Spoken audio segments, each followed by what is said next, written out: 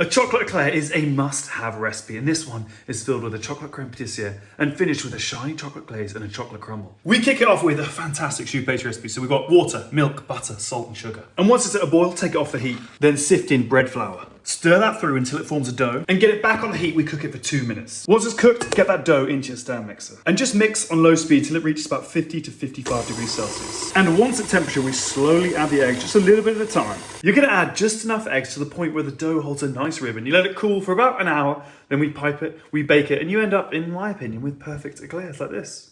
Now for the chocolate glaze, it's really very similar to a mirror glaze. So we've got sugar, glucose, cocoa powder and water. We're going to bring that to a boil. Once it reaches a boil, we stir through condensed milk and the bloom gelatin. We pour all of that over our dark chocolate. And finally blend till smooth.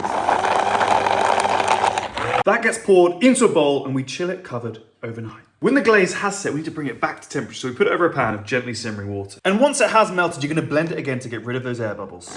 In the meantime, we're going to whisk up that chocolate crème pâtissière, which, by the way, is unbelievable. That gets piped into the bottom of our baked eclairs, and then once your glaze has cooled to about 50 degrees Celsius, you're going to give the eclair a good dunk, letting the excess drip off. Now, you can use your finger just to wipe that off ever so slightly. Now, I decided to finish this with a chocolate crumble, so it's super simple to pull together. It really adds a great texture, and the dusting of cocoa powder just contrasts that shining glaze. And there you go, there you have it, my ultimate chocolate eclair. Really very, very tasty. Click the link in my bio for the full recipe and enjoy. Any questions, just let me know.